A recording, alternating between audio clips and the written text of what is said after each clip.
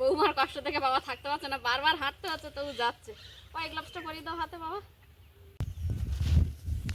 যাই হোক করে বকে ঝোঁকে কেড়ে নিলাম ব্যাগটা, পাচ্ছে না, তবুও পাত ছাড়বে না। এই হচ্ছে বাবা মা। বাবা মা বয়স হয়ে গেলে পারেন, তবুও ছেলে মেয়েদের সঙ্গ ছাড়ে না।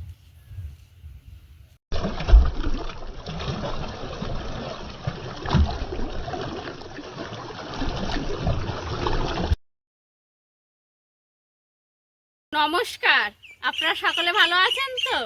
সাথী বিপ্লব ব্লগ মানেই ভেবে চলেছে নতুন কি করা যায়, নতুন কি এই গ্রাম বাংলা থেকে এক টুকরো উপহার আপনাদেরকে দেওয়া যায়। তো সেই রকম আশা নিয়েই আবার শুরু করেছি সম্পূর্ণ একটা নতুন পর্ব। তো সম্পূর্ণ নতুন পর্বটি আপনারা কোথাও স্কিপ না করে দেখতে থাকুন, আশা করব আপনাদের খুব ভালো লাগবে। আর যে সকল দর্শক বন্ধু প্রথমবারের জন্য দেখছেন, যদি আমাদের এই চ্যানেলে ছাড়া ভিডিওগুলো আপনাদের মনের মণিকোঠায় একটু জায়গা করে নিতে পারে, তাহলে অবশ্যই অনুরোধ রইল চ্যানেলটি একটু সাবস্ক্রাইব করে আমাদের সঙ্গে যুক্ত হয়ে যান। লাইক কমেন্ট শেয়ার করে আমাদের এই সম্পর্কটাকে আরও দৃঢ় করুন। আমি কথা বলছি আমার পেছন দিকটা পদ্মপুকুর, সেই সঙ্গে পাখির কিচিরমিচির আওয়াজ সঙ্গে আসছে। কেমন লাগছে? পুরোই অনুভূতিটা অন্যরকম হয়ে যাচ্ছে না কথার মাঝে? আমি প্রতিদিন ভেবে চলি এই গ্রাম বাংলাটাকে যতটা না সুন্দর, তার থেকে আরও বেশি সুন্দর করে আপনাদেরকে দেখানো। কারণ কি, যে এই যে অনুভূতিটা একেবারেই আলাদা, একটা শান্তির অনুভূতি। কথার মাঝে হালকা পাখির ডাক, হালকা মৃদুমন্দ হাওয়া। চলুন আজকের পর্বটা শুরু করি। সকলেই সকলের মতো কাজে ব্যস্ত, তো আমিও আমার মতো কাজ করছি। এখন এই যে ছাগল ঘরটাকে একটু পরিষ্কার করব, আর পাশে মুরগিগুলো রাখি, ওদের ঘরটা একটু পরিষ্কার করে আর ছাই দিয়ে দেবো।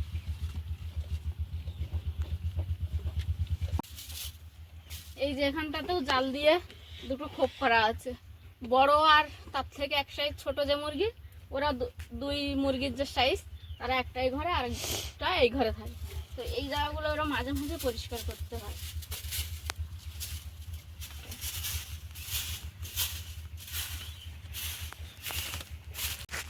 মুরগির ঘর দুটো ভালো করে ঝাড় দিয়ে নিয়েছি। এবার ওই যে ওদের বজ্র পদার্থ সেগুলো তুলে এই বস্তার উপর রাখছি। এখান থেকে আমাদের একটা গর্ত বাবা কেটে রেখেছে, যত আনাজের খোসা ছাগলকে যেগুলো না দিই, বা ছাগলের যেগুলো খাবার মতো না, সেগুলো ওখানে ফেলি। মুরগির বজ্র সব ওই গাড্ডাটার মধ্যে ফেলা হয়। তারপর সেইগুলো আবার বাবা তুলে নিয়ে বাগান বাড়ি করার সময় ছড়িয়ে দেয় চারিদিকে।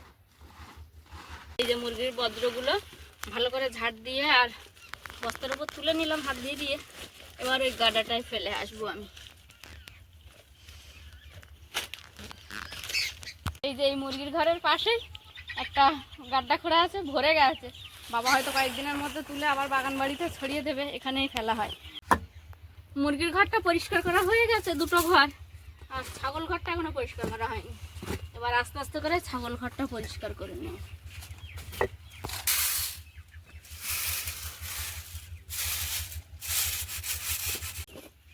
ছাগল ঘর মুরগির ঘর সব পরিষ্কার করেছি। এবার মুরগির ঘরে একটু ছাই ছড়িয়ে দেবো। আর আমাদের বাড়িতে যেহেতু ঘুঁটে বা গোবর থেকে যে ঘুঁটেটা হয় নেই, তাই মিলিদের বাড়ি থেকে, পাশের বাড়ি কাকিমা সুলতা দিয়ে এদের বাড়ি থেকে আমরা ঘুঁটের ছাইগুলো আনি মুরগির ঘরে ছড়ানোর জন্য।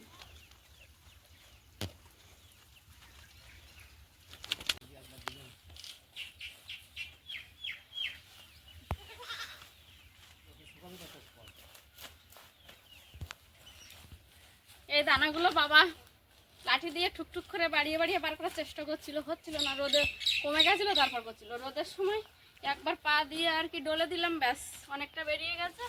এখন বাবা বললো আর এইগুলোকে ঠিক করে আসছে। এই ছড়িয়ে রেখে দিলাম, যা আছে এবার ঠুকঠুক করে বাড়িয়ে বাবা বার করে নেবে দানা। আমার এখন অনেক রকমের কাজ। এদিকে মুরগি আর ছাগল ঘরটা যাই করে পরিষ্কার করলাম। এখন মাছের কয়েকদিন খাবার দাওয়া একটু বন্ধ দিয়ে আবার দিই। তো সেই মাছের খাবারটা আজ দেবো কাল দেবো করে আর দেওয়াই হচ্ছে। তাই আজকে ভাবলাম অন্য কাজ পরে হবে, আগে মাছের খাবারটা দিয়ে আসবো, তারপর অন্য কাজ করবো। খাবার তো ওদিকে 2 রকমের খোল ভেজানোই আছে, আর এখান থেকে কিছুটা পরিমাণে গুঁড়ো নিয়ে যাব, গিয়ে ওই খোলের সঙ্গে মিশিয়ে দেবো। এই তোরা খেতে পারবি না, তো খড় দেওয়া হয়েছে, খড় খা তোরা। আজ খোলগুলো ভেজানো আছে, অনেকটা দিন হয়ে গেছে, পোকা হয়ে গেছে, আর পায়ে নামলেও দেখছি স্কিনের সমস্যা হচ্ছে। তাই আজকে বড় বড় দুটো প্লাস্টিক এনেছে, এগুলো পায়ের মধ্যে দিয়ে আর ওর মধ্যে নাব।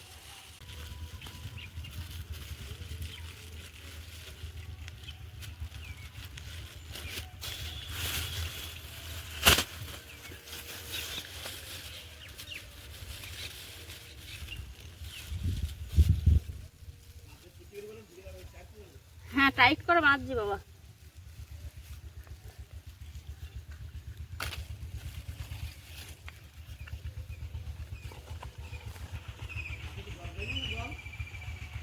জল কি করব দেখছি। আজকের আর ভাই বাড়ি নেই, একা একা বয়ে নিয়ে যেতে।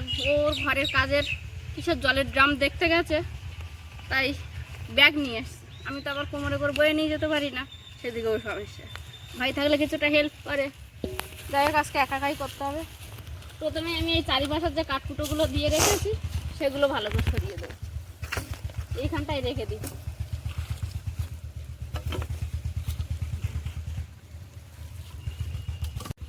এইখানে কিছুটা পরিমাণে গুঁড়ো আছে, যেগুলো ঝড় বৃষ্টি পেয়েছিল একটু ভেজা ভেজা।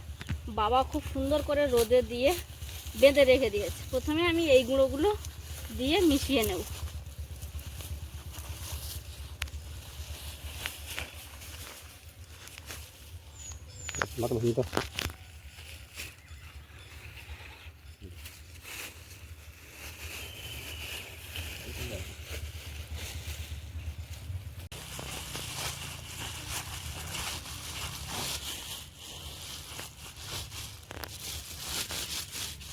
বাবা এই কলার ছোটা ভিজিয়ে এনে দিল, প্লাস্টিক খুলে যাচ্ছে দেখে বললো দাঁড়া দাঁড়া দাঁড়া আমি একটা দড়িয়ে দেন বলে এই কলার ছোটা এনে দিয়েছে। এখন এটা বললো ভালো করে পেঁচ দিয়ে বেঁধে নেবেন না। এটা তো সেই হারে পড়ছে না, ওটা তো। আর বৌমার কষ্ট থেকে বাবা থাকতে পারছে না, বারবার হাঁটতে হচ্ছে, তবু যাচ্ছে। ওই গ্লাভসটা পরিয়ে দাও হাতে বাবা। হ্যাঁ ঠিক আছে, বেঁধে দাও। কি হচ্ছে দেখুন। হ্যাঁ আরো টাইট করো, টাইট হয়নি। টাইট দিচ্ছি আমি। আরে চামড়া খুলে যাবে তো হাতে। না করি প্লাস্টিক না, ও সরে যাবে। বৌমার কষ্ট দেখে শ্বশুর আর থাকতে পারছে না। কি করবে, বাবা যদি সুস্থ থাকতো এসব কাজ আমার করতে হতো না, সব বাবা করে দিত। পারে না। এই যে আমি যেরকম এত পা তোলা নামানো করছি, নিচু হচ্ছি, এতটা পেরে উঠবে না বাবা। যতটা পারছে যেভাবে করলে একটু সাহায্য হয় সেইভাবে করে দিচ্ছে। গুঁড়োগুলো একটু ছড়িয়ে দিচ্ছে। এইগুলো মাখিয়ে কষ্ট হয়ে গেছে, একটু বসে রেস্ট নিলাম। আর এখন এই যে বাবা আমার সে কিন্তু খুব করছে, গামলাই করে মাথায় করে বাবা নিয়ে যাবে, তোগড়াই বুগড়ে খানিকক্ষণ করে নিয়েছে। আমি তো স্বীকার করছি না, গামলাই করে দেবো, কারণ যা করছে আমার এই অনেক করে দিচ্ছে। এক্ষুনি যদি শুয়ে পড়ে আমার এগুলো বা কে করে দেবে।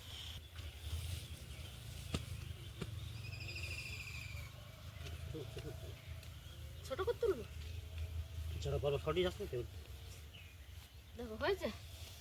আর একটুখানি আমি কাঁদা করে নেবো, ওইটা হাতে করে। আমার আজকে একেবারেই কথা শুনলো না, তবুও ব্যাগের এক ডান্ডা ধরেছে। কি করবো, কষ্ট আমার কষ্ট দেখতে দেখ, নিজেরও যে কষ্ট হচ্ছে সেটা বুঝছে না। অল্প জায়গা যাই হোক করে বকে ঝোঁকে কেড়ে নিলাম ব্যাগটা। পাচ্ছে না, তবুও পাত ছাড়বে না। এই হচ্ছে বাবা মা।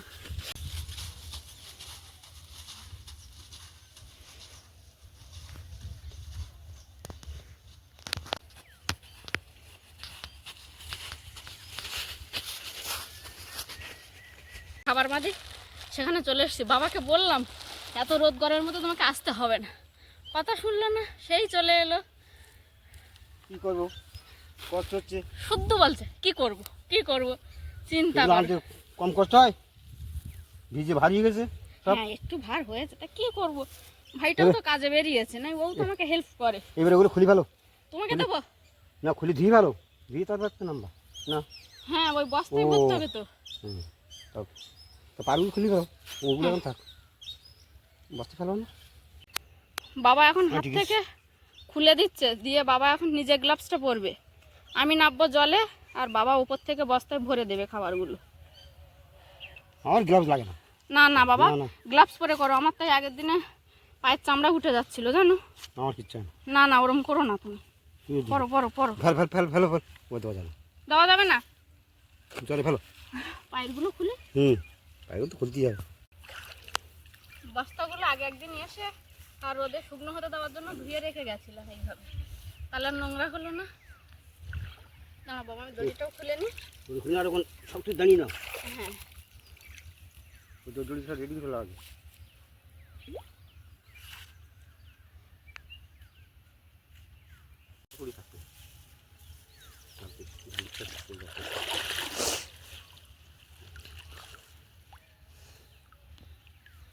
এটা থেকে হাফ দেবে।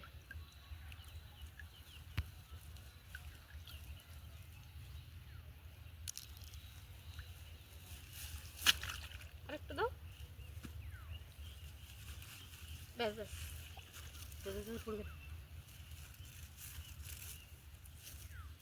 এই যে বস্তার মধ্যে নিয়ে নিয়েছে।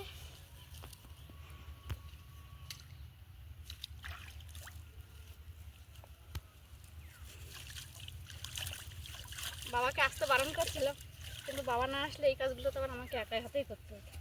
আমার সময় লাগতো। হ্যাঁ,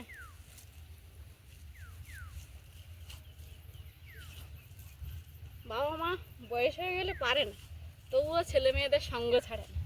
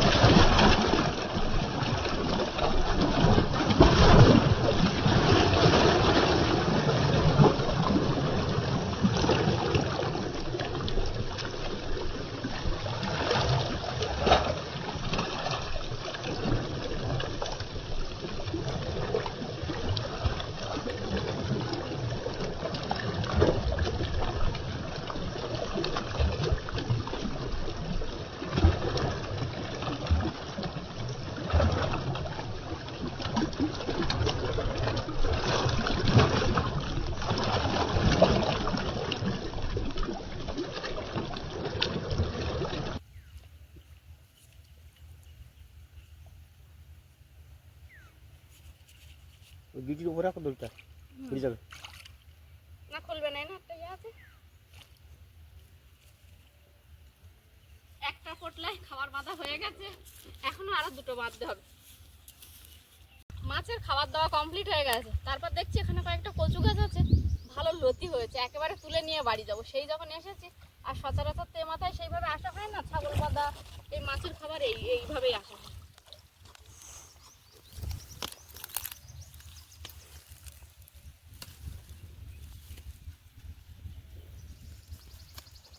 এই খেতেও ভালো টেস্ট হয়।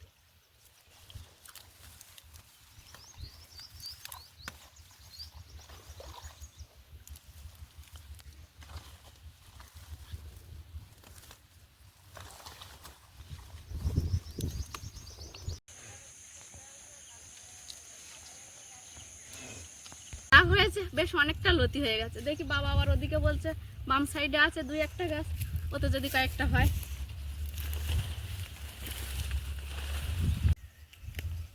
এইগুলো নিয়ে এখন ওই পুকুরের জলে ভিজিয়ে রাখবো, যখন একটু মনে হবে রান্না করব। 2-4 দিন ভিজিয়ে রাখলে বেশ ভালোই থাকবে, টাটকা ও সতেজও থাকে।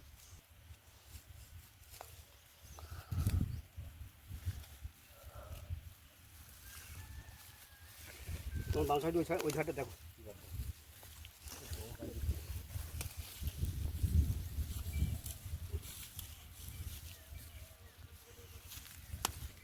হয়ে গেছে বাড়ির। হ্যাঁ, ব্যাগে ঢুকে নিলাম, আঠা লাগবে না, থাক ব্যাগ এইভাবে থাক। আর এটা আমি এইভাবে হাতে করে নিয়ে যাচ্ছি।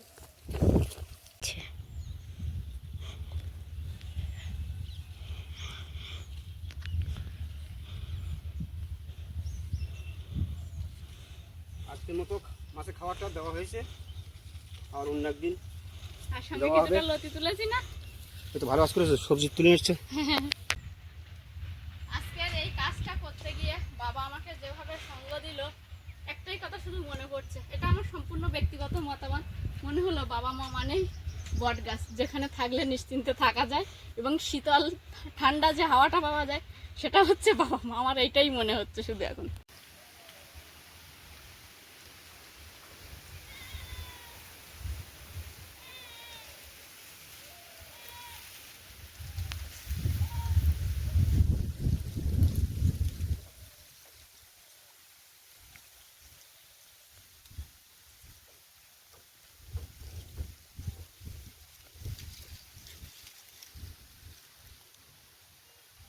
কষ্ট হয়ে গেছে হেঁটে এসে, একটু ছায় বসলাম।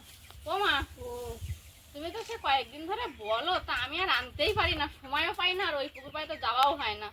লতি এনেছি, আমি ভাবছিলাম পুকুরের জলে ভিজিয়ে রাখবো না ওপরে রাখবো। ওখানে রাখো। ছাওয়ায় রেখে দেবো। হ্যাঁ, কালকে খাওয়াও জানো কিছু। মা বললো ছাওয়ায় রাখতে, ছাওয়ায় রেখে দেবো, কারণ এর তো আঁশ যেটা উঠবে সেটা তো মাই তুলবে, আমার তো আর কিছু না। তাই মা যেখানে বলবে আমি সেখানেই রেখে দেবো। ওই যে একটু আগে বললাম না, বাবা মামা নেই বট গাছ, সেখানে শান্তিতে থাকা যায়, কোনো অসুবিধা তো নেই। মাছের খাবার দিয়ে এসে প্রচণ্ড কষ্ট হয়ে গেছিল, তাই একটুখানি হাওয়ায় বসলাম, বসে একটু রেস্ট নিয়ে এবার এই যে কিছু জিনিসপত্র এখানে ভেজানো আছে বাসন, আর সঙ্গে গ্লাস প্লাস্টিক একেবারে ভালো করে ধুয়ে নেব। মাছের ওইগুলো ভালো করে ধুয়ে নিয়েছি, গ্লাভস থেকে শুরু করে প্লাস্টিক। এবার এই যে কিছুটা বাসন ভেজানো আছে, এগুলো মেজে নেব।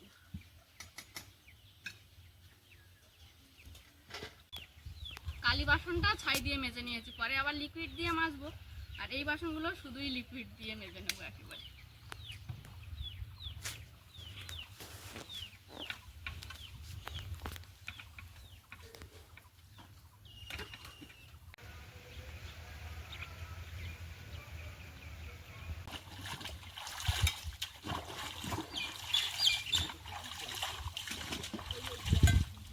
বাসনগুলো লিকুইড দিয়ে আরেকবার ভালো করে ভেজে নিয়েছি, নেওয়ার পরে এখন ধুয়ে নিচ্ছি। মা দুটো জিনিস ভিজে রেখেছিল, একটা কাঁথা একটা বেডশিট, তা বললো এগুলো একটু কেচে দিয়ে যখন স্নান করবে, তাই এখন কাচতে বসেছি।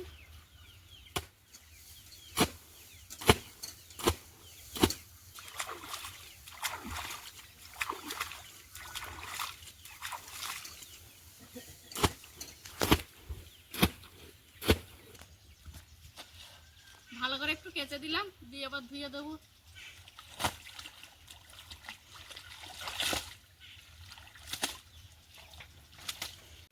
অনেকক্ষণ জলের কাজ হলো, এবার আমি স্নান করে নেব, তারপর আবার খাওয়ার সময় একবারে আপনাদের সঙ্গে কথা হবে। মা কি রান্না করেছো? না, রান্না করেছি নানা রকমের শাকের একটা চচ্চড়ি, হুম, আর ভেন্ডি আলু দিয়ে চুনো মাছ দিয়ে একটু রসা রসা করেছি, আর ওই নদীর একটা বাঁশ পাতা মাছ একটু ঝাল করেছি।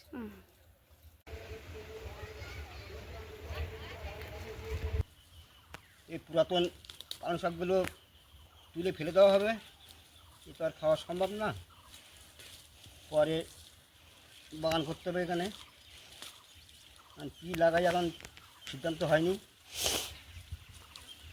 কচু ওল এগুলো লাগাতে হবে, সেটা কী লাগানো হবে সেটা পরে দেখানো হবে।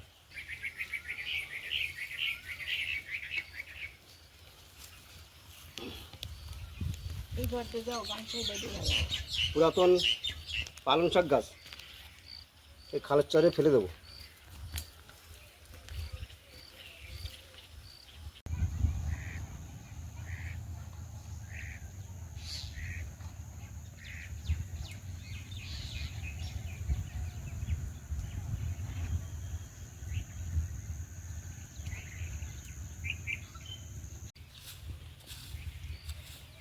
দুপুরে খাওয়া দাওয়ার পর একটু রেস্ট নিয়েছিলাম, নিয়ে এত গরম এত রোদ যে সূর্য যতক্ষণ না অস্ত গেছে ততক্ষণ উঠিনি, তাও দেখছি ওই রোদ গরমে বাবা একটু একটু করে কাজ করছিল, বারণ করছি বকাবকি করছি শুনছে না।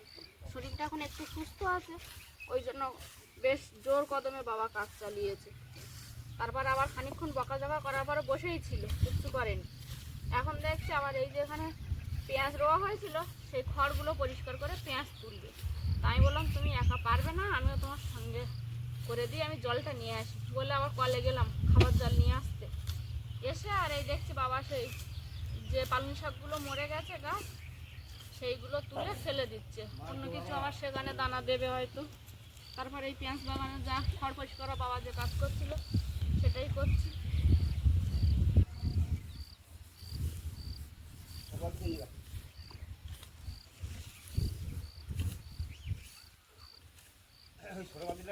সেটা আমি প্লেটা এনে ওদের ধারে একটু বসলাম, তা হাত দিয়ে দিয়ে দেখি দুটো একটা তোলা যায় কি।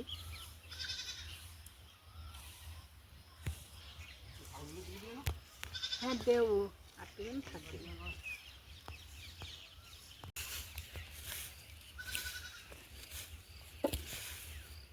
মা তো বাড়ি ছিল না, কাজ চলে যাচ্ছিল, কিন্তু বাড়ি আসায় এত কাজ বেড়ে যাবে বুঝতে পারিনি।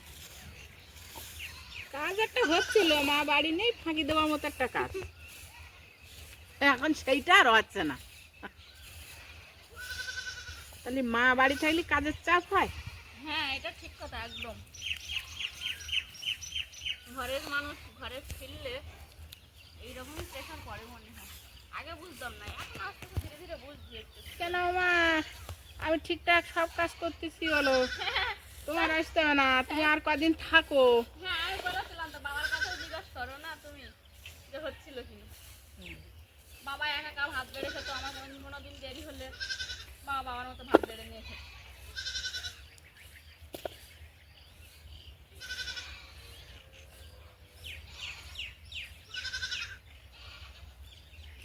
এই যেখানে খোল পছন্দ ছিল, কিছুটা খোল নিলাম, নিয়ে গাছে দেব,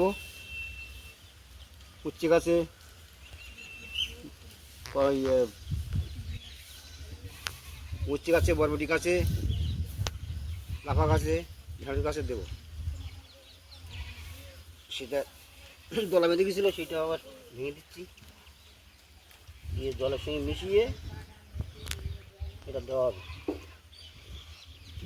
এই যে খোল পছন্দ।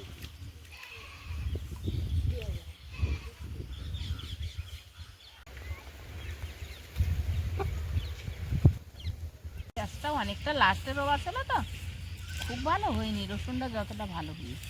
তাই বলো? ওই কারণ পৌষ মাসের ভিতরে রুলি, এখানে অনেক হয়েছে।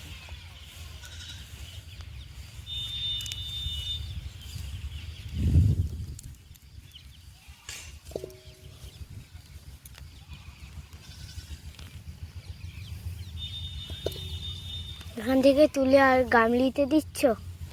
গামলিতে রাখি, কোথায় রাখবো আর।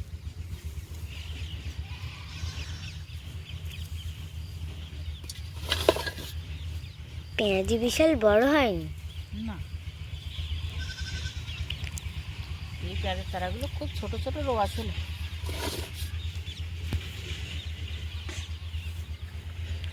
গোড়ায় খোল জল দেওয়া হচ্ছে।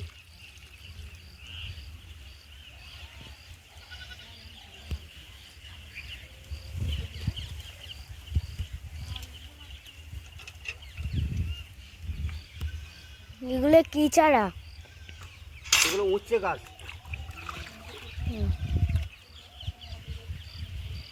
এগুলো উচ্ছে গাছ।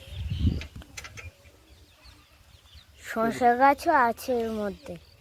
শশা তো আছে, শশা আছে, লাফা আছে। না না, ওটা শুনে নেই, অল্প বুঝতে পারলাম।